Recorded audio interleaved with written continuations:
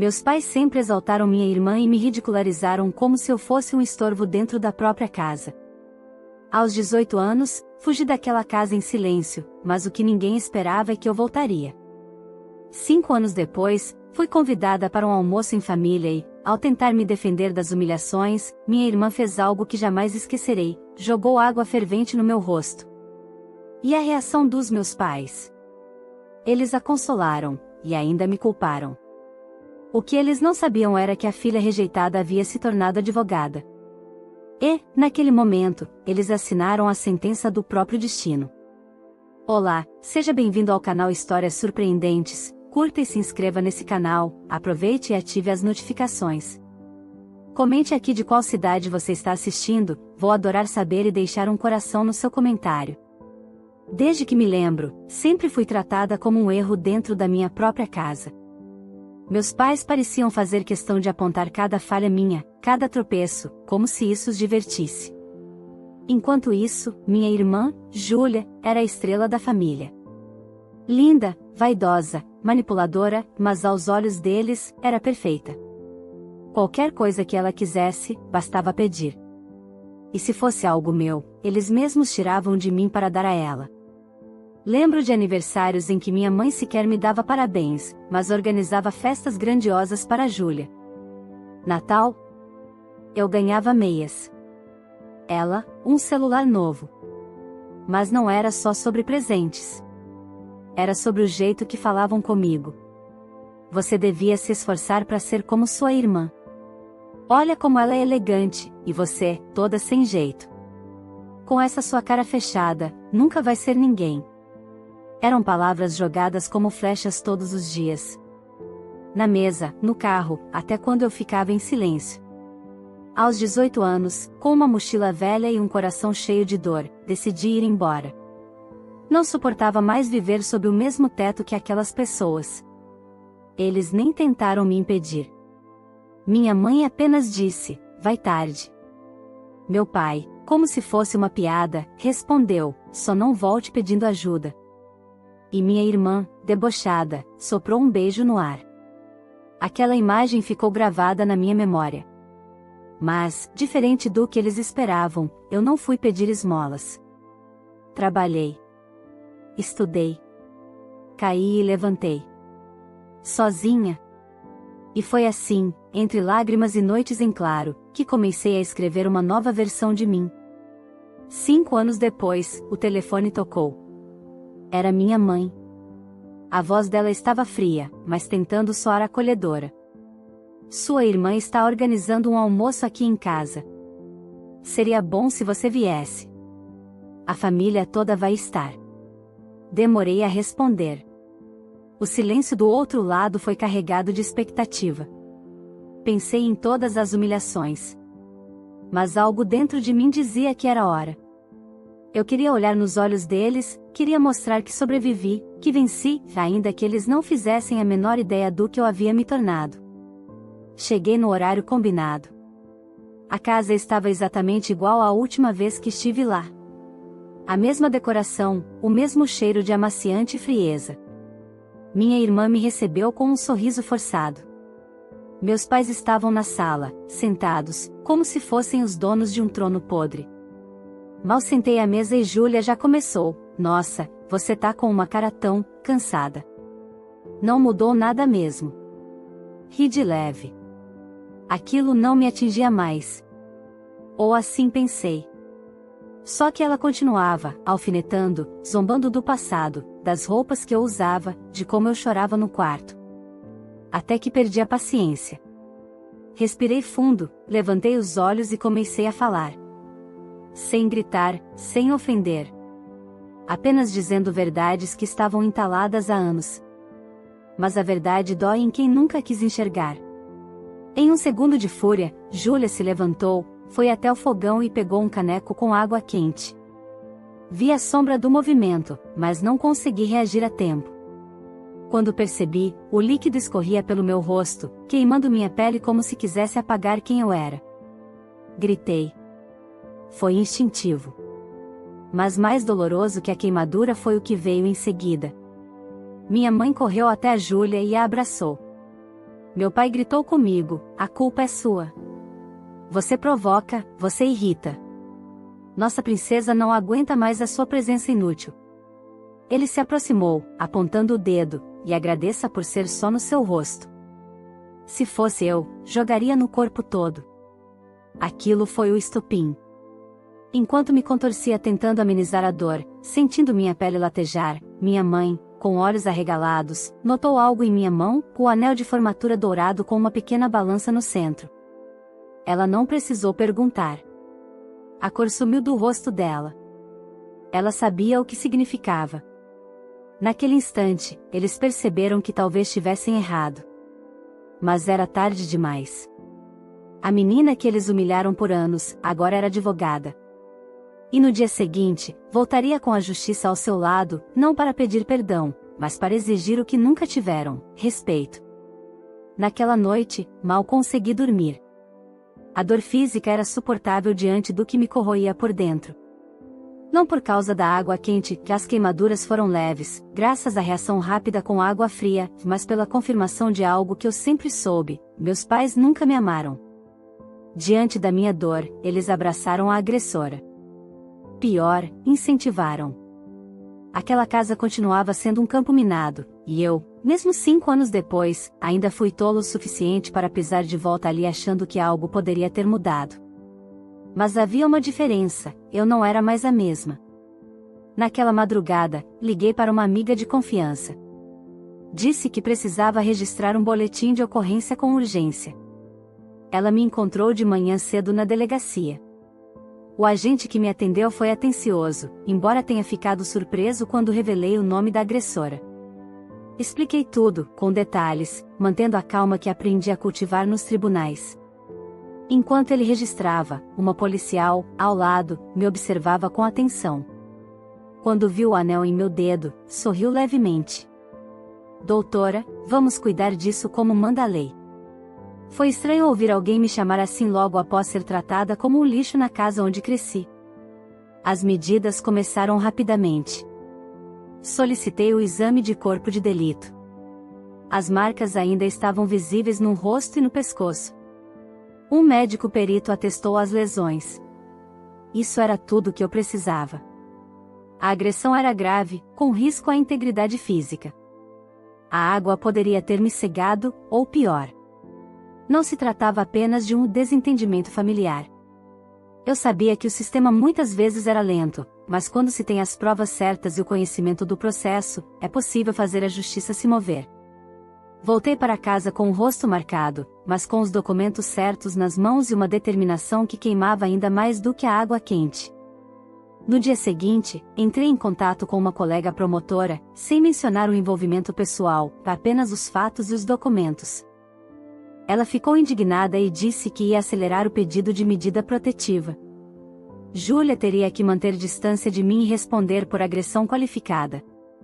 Mas minha intenção não era apenas fazer justiça com ela. Eu queria que todos os 3 respondessem: minha irmã pela agressão, meus pais pela incitação e omissão. Estavam todos envolvidos. E, por lei, cúmplices. Marquei uma reunião com uma equipe de advogados. Contei toda a história. Eles ficaram em choque com o que ouviram. Um deles, mais experiente, me olhou nos olhos e disse: você não precisa enfrentar isso sozinha. Vamos com você. Senti algo que nunca havia sentido antes: proteção. Gente do meu lado. E eu não ia desperdiçar aquilo. Na manhã seguinte, voltei à casa dos meus pais. Mas dessa vez, não estava sozinha. 3 viaturas estacionaram na porta da casa às 7h40 da manhã. Os vizinhos começaram a sair nas janelas. Um oficial bateu à porta. Minha mãe atendeu, sonolenta, vestindo um roupão puído. Ao me ver, empalideceu. Antes que dissesse qualquer coisa, um dos policiais anunciou: senhora, estamos aqui para cumprir um mandado de intimação e informar sobre a medida protetiva em nome da doutora. Por favor, chame sua filha e o senhor José, seu marido. Minha mãe começou a balbuciar algo, mas Júlia apareceu no corredor. Quando viu os policiais, recuou. Meu pai apareceu em seguida, irritado. O que é isso? Que palhaçada é essa? O senhor José está sendo citado por incitação à violência e conivência com agressão. A senhorita Júlia responderá por lesão corporal grave. Tudo registrado em laudo médico e boletim de ocorrência, declarou o oficial. Isso é loucura! Gritou meu pai. Não, pai. Falei pela primeira vez. Loucura é jogar água fervente no rosto de alguém e achar que isso não terá consequências. Loucura é defender a agressora enquanto a vítima está gritando de dor. Loucura é achar que a justiça nunca bateria à sua porta. Júlia se descontrolou. Você é uma cobra. Uma vingativa. Quer destruir nossa família. Não preciso destruir nada, Júlia. Vocês fizeram isso sozinhos. O oficial entregou os documentos. Eles teriam que comparecer a uma audiência nos próximos dias. Até lá, não poderiam se aproximar de mim, nem tentar contato por mensagens ou qualquer outra forma. Minha irmã chorava de raiva. Meu pai gritava que era um absurdo. Minha mãe tentava justificar, dizendo que tudo havia sido um acidente no calor do momento. Mas eu não me comovi. Pela primeira vez, quem estava acuado eram eles. Depois do cumprimento da medida protetiva, o silêncio pairou por alguns dias. Nenhuma tentativa de contato, nenhuma mensagem, nenhuma reação. Sabiam que qualquer aproximação poderia se voltar contra eles juridicamente. Mas a tensão estava longe de acabar. Na verdade, era apenas o começo. Naquela mesma semana, sentei à minha mesa e, com a frieza necessária, abri um novo processo. Não bastava apenas proteger-me, que era preciso responsabilizá-los. Não por vingança, mas por justiça. Eu não podia permitir que minha irmã seguisse a vida como se agredir alguém fosse apenas um impulso passageiro. E menos ainda, que meus pais, que a incentivaram e zombaram da minha dor, saíssem impunes. Com base na lesão corporal qualificada e no laudo pericial do corpo de delito, redigi o pedido formal de prisão preventiva de Júlia, citando o risco de reincidência e a gravidade do ataque. Sabia que não seria simples. Mas também sabia como argumentar. Conhecia o caminho jurídico como a palma da minha mão. Redigi também uma ação civil por danos morais e materiais.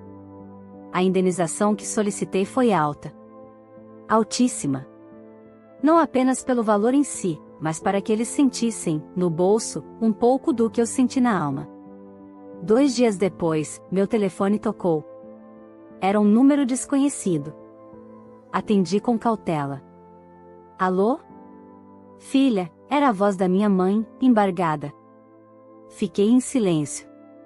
Ela continuou, por favor, não faça isso. A Júlia não sabe o que fez. Foi no impulso. Brigas entre irmãs acontecem, vocês cresceram juntas, sempre teve rivalidade. Mas isso não justifica destruir a própria família. Deixei que ela falasse.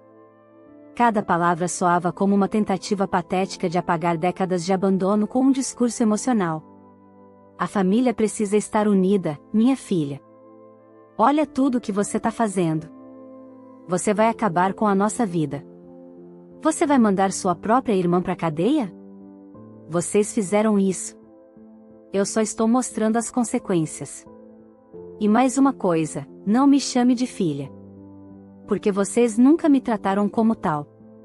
Ela começou a chorar, mas não era um choro sincero. Era desespero. Medo. De perder a fachada que mantiveram por tanto tempo. No dia seguinte, foi a vez do meu pai.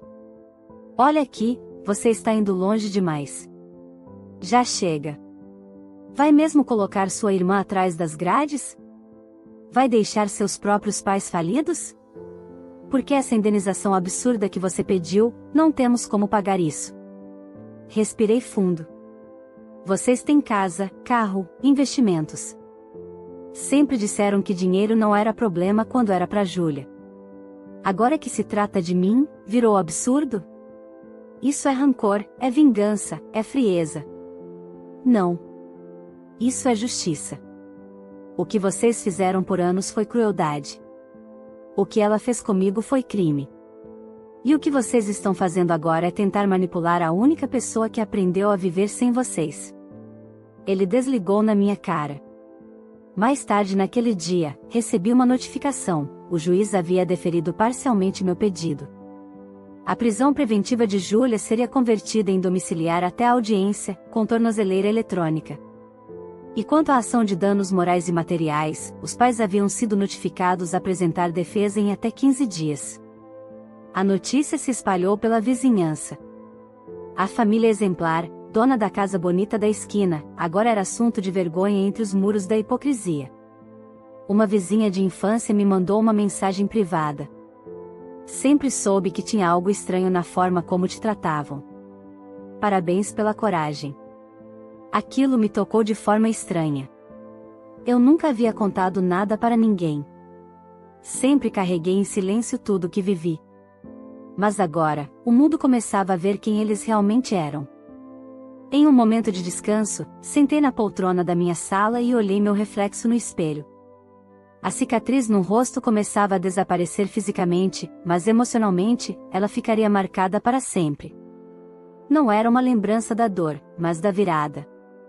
Do dia em que deixei de ser a filha invisível e passei a ser a mulher que eles jamais imaginaram que eu me tornaria. A cada nova tentativa de apelo emocional, de chantagem disfarçada, eu respondia com silêncio. Era o tipo de punição que mais os enfurecia. Porque esperavam que eu gritasse, chorasse, explodisse. Mas não. Eu apenas seguia os trâmites legais, passo a passo. E eles não podiam fazer nada contra isso. A Júlia, agora presa dentro da própria casa, sentia o peso da realidade. Não podia sair, nem frequentar as festas que tanto amava, nem mostrar sua vida perfeita nos círculos sociais que frequentava. As amigas se afastaram. Os namoros sumiram. A rainha do teatro familiar agora era apenas mais uma com tornozeleira no tornozelo e vergonha no olhar. E meus pais começaram a vender bens. Um carro foi anunciado na semana seguinte. Depois, a casa de praia. Era só o começo. Ainda restavam os trâmites da audiência, e eu estava apenas começando.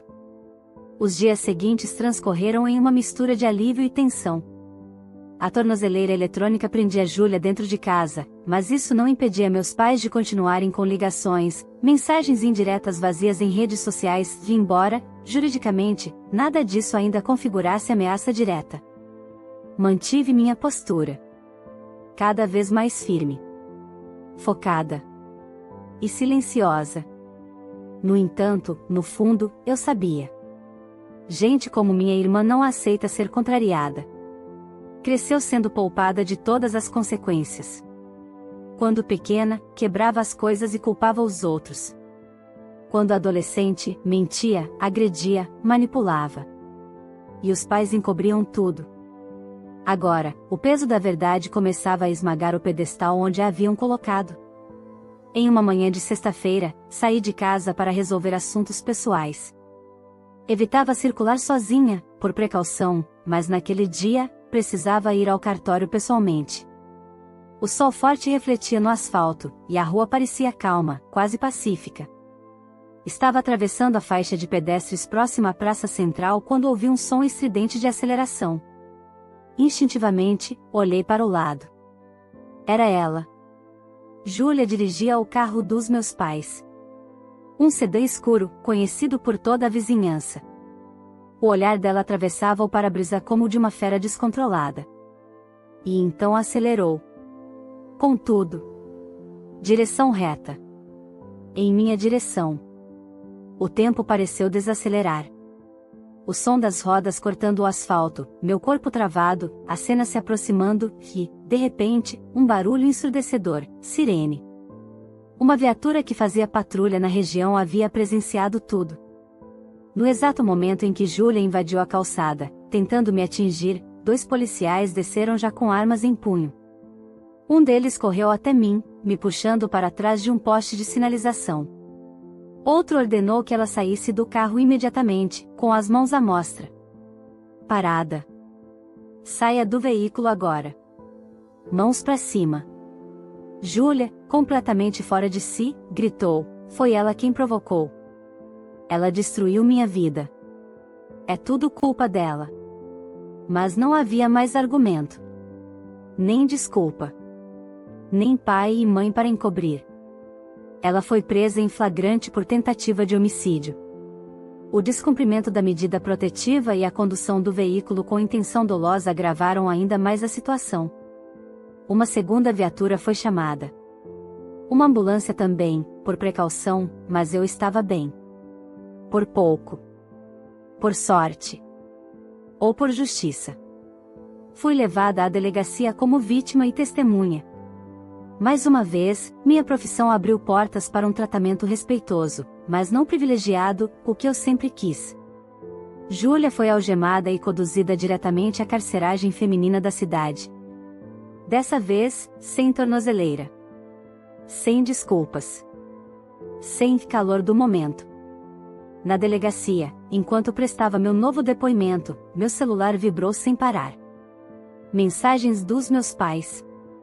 Chamadas insistentes. Ignorei. Sabia que estavam vindo. E, de fato, não demorou. Menos de uma hora depois, chegaram, esbaforidos, exaltados, exigindo falar comigo. Foram barrados pelos policiais na entrada da delegacia. Minha mãe gritava, ela não é nenhuma santa. Isso foi armação. Querem destruir minha filha. Meu pai, com o rosto vermelho de raiva, apontava para o delegado, vocês não têm ideia do que estão fazendo. Essa é uma família tradicional. Temos reputação. A resposta do delegado foi firme, reputação não está acima da lei, senhor. Sua filha tentou matar uma pessoa. E foi flagrada no ato. Ainda assim, eles insistiam. Reclamavam, exigiam, choravam, ameaçavam processos. Mas ninguém ali se intimidou. Não era mais uma questão de aparência. Era uma tentativa de homicídio registrada, presenciada por agentes do Estado, documentada e assinada. Ao me ver saindo da sala de depoimento, minha mãe correu na minha direção, chorando.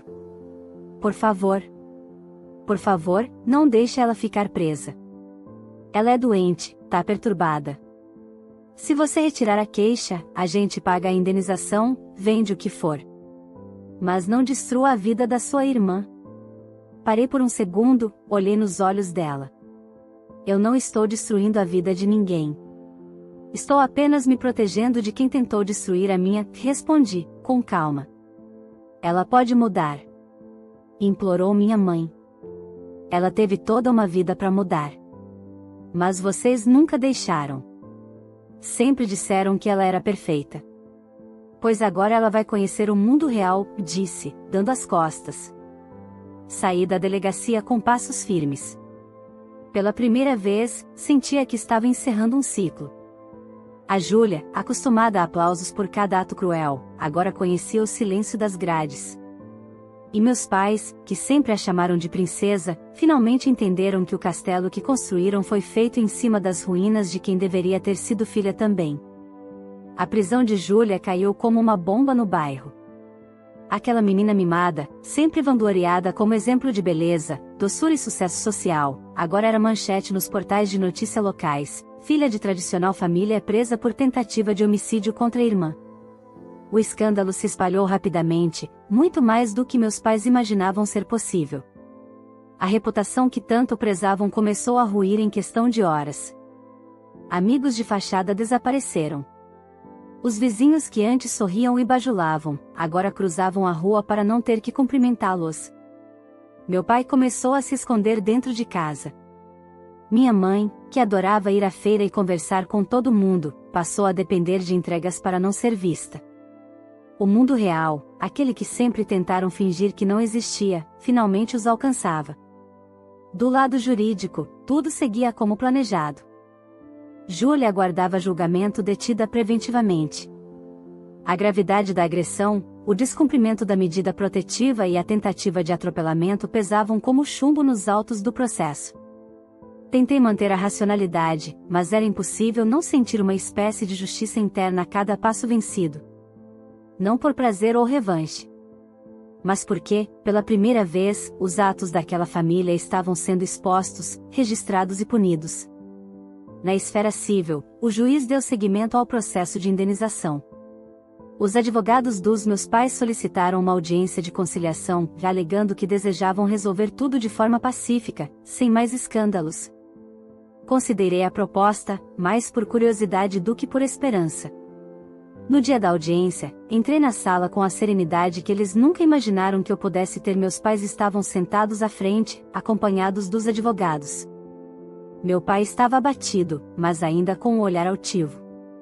Minha mãe, cabisbaixa, parecia envergonhada, não pelos crimes, mas pelo vexame social. Quando me viram entrar, ambos se levantaram. Filha, disse minha mãe. Levantei a mão, pedindo silêncio. Vamos focar no que viemos tratar, respondi. Durante a mediação, os advogados dos meus pais tentaram argumentar que o valor da indenização era exagerado, que estavam enfrentando dificuldades financeiras, que já haviam vendido bens para cobrir custos com os processos. Pediram redução, parcelamento, compreensão. Compreensão foi o que eu pedi durante 18 anos, respondi. E recebi humilhação. Então agora, não é compreensão que está em questão. É justiça. O juiz, após ouvir ambas as partes, manteve a exigência do valor integral, com possibilidade de parcelamento em até 24 vezes. Meus pais se entreolharam, derrotados. Ao final da audiência, minha mãe, já em prantos, segurou minha mão. Você venceu, filha. Está satisfeita agora?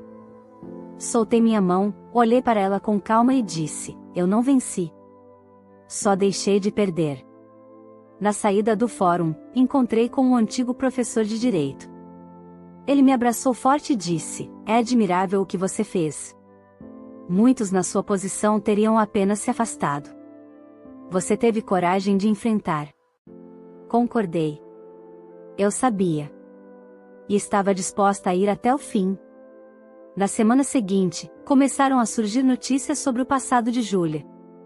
Uma ex-colega da escola relatou que ela a agrediu na adolescência, mas que os pais haviam resolvido tudo com a direção da escola para abafar o caso. Outra, que trabalhou com ela em uma boutique, contou que foi demitida após Júlia espalhar mentiras sobre ela para a gerente. Pessoas começaram a se encorajar. E o que antes era apenas um processo entre irmãs, virou um alerta coletivo. Quantas Júlias vivem impunes dentro de casas onde o sobrenome protege, mas a moral não existe? Enquanto isso, meus pais tentavam desesperadamente reconstruir o que restava. Venderam a casa da família. Foram morar em um apartamento alugado modesto, na zona norte da cidade. Os sorrisos falsos sumiram. As roupas de grife, também. Mas o que mais os destruía não era a perda financeira, era a ruína do controle. Minha irmã, presa, passou a dar sinais de desespero. Seus advogados tentaram alegar instabilidade emocional. Tentaram recorrer, pedir soltura, revisão de medidas. Mas nada colou. O flagrante, o histórico de agressões verbais e o descaso com a medida protetiva pesavam contra ela como uma âncora. E eu, pela primeira vez, estava inteira. Marcas no rosto? Ainda havia algumas, mas eram cicatrizes de coragem. Marcas na alma? Havia, sim. Mas agora, todas elas tinham nome, processo, número e validade jurídica. Minha mãe me ligou uma última vez. A voz dela era a mais mansa que já ouvi. Só queria dizer que estou arrependida. Não pelo que estamos passando agora, mas por tudo que fizemos você passar. Sei que não tenho o direito de pedir nada, mas, me desculpe, filha. Fiquei em silêncio. Ela esperou. Não falei nada. Desliguei. Alguns perdões precisam ser conquistados, não pedidos. E ela sabia disso. O julgamento de Júlia foi marcado para uma manhã chuvosa de terça-feira. A sala do tribunal estava cheia, não de curiosos, mas de pessoas envolvidas direta ou indiretamente no processo, testemunhas, oficiais de justiça, promotores, advogados. Meus pais, sentados na última fileira, tinham um olhar vazio. Já não eram mais os senhores do orgulho e da pose. Vestiam roupas discretas, quase humildes, como se tentassem desaparecer no meio da multidão. Quando minha irmã entrou, algemada, acompanhada pelos agentes penitenciários, um silêncio tomou conta do ambiente. O cabelo desarrumado, a expressão abatida e os olhos que antes esbanjavam superioridade agora imploravam por compaixão. Mas não da justiça, e imploravam de mim. Fui chamada como testemunha da acusação. Caminhei até o centro da sala com passos firmes. Me apresentei, e o juiz me autorizou a relatar os fatos. Contei tudo. Sem lágrimas, sem revolta. Apenas a verdade, do início ao fim. As humilhações de infância, o favoritismo, o almoço fatídico, a água quente, o anel de advogada, o descaso dos pais, a tentativa de atropelamento e o flagrante. A senhora acredita que sua irmã agiu com intenção de matar? Perguntou o promotor. Não tenho dúvidas disso, respondi. Mas mais do que isso, ela agiu com a certeza de que nunca seria punida. O defensor de Júlia tentou inverter a narrativa, dizendo que eu agi com rancor, que movi todo o processo com base em mágoas antigas. Mas a promotoria foi firme. E os fatos estavam ali. Incontestáveis. O juiz ouviu cada lado com atenção. Fez perguntas pontuais. E, após algumas horas de argumentação, encerrou a sessão dizendo que o veredito sairia em 72 horas. Na saída do tribunal, uma garoa fina caía sobre a cidade. Caminhei até o carro com a mesma firmeza de quem carregava, agora, não mais uma ferida, mas um nome limpo. Um nome meu. Que construí sozinha. Sem depender de aplausos de ninguém. 3 dias depois, a sentença foi divulgada. Júlia foi condenada a 7 anos de prisão em regime semiaberto, com possibilidade de progressão após 3 anos, mediante bom comportamento. Teria ainda que pagar uma indenização complementar por danos físicos e psicológicos. O juiz foi claro em sua fala final: não é apenas a agressão que será punida aqui, mas o desprezo pela vida humana, pela lei e pela dignidade do outro.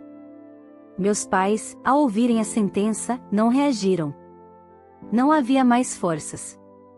A vergonha já tinha feito seu trabalho. A ruína, completa. Alguns meses depois, recebi uma carta de Júlia. Não li. Rasguei antes mesmo de abrir. Ainda não era o momento. Talvez nunca fosse. O tempo diria. A vida seguiu. Continuei exercendo minha profissão com mais empenho do que nunca. E mais empatia. Porque agora, eu sabia o que era estar do outro lado. Sabia o que era ser silenciada dentro da própria casa. E sabia como a justiça podia salvar vidas. Os anos passaram, e um dia, recebi uma ligação de um jornalista que queria contar minha história, transformá-la em um artigo sobre superação e justiça. Recusei. Não queria notoriedade. Não queria ser exemplo. Só queria paz. Aquela que lutei tanto para conquistar. Soube, mais tarde, que meus pais venderam tudo o que restava. Moravam agora em um pequeno imóvel alugado, e evitavam contato com qualquer pessoa da antiga vizinhança. Viveram o resto dos dias em silêncio, consumidos pela sombra de quem ajudaram a criar. Certo dia, anos depois, enquanto organizava caixas antigas no meu novo apartamento, encontrei um caderno velho da época da escola. Na contracapa, havia uma frase que escrevi quando tinha apenas 15 anos: um dia eu vou sair daqui. E quando esse dia chegar, ninguém mais vai me fazer sentir que não tenho nenhum valor. Sorri. Aquele dia havia chegado. E eu fui além. Não apenas saí, eu venci. Hoje, quando olho no espelho, vejo mais que um rosto marcado pelo passado. Vejo uma mulher inteira. Forjada na rejeição, lapidada na dor, moldada na coragem. E finalmente, livre. A dor não desaparece por completo. Mas ela muda de lugar. De inimiga, ela vira cicatriz. E cada cicatriz conta uma história de sobrevivência. A minha, enfim, foi escrita com minha própria mão. E não haverá mais ninguém para apagar. Se essa história tocou seu coração, curta o vídeo e inscreva-se no canal para acompanhar mais histórias emocionantes como essa.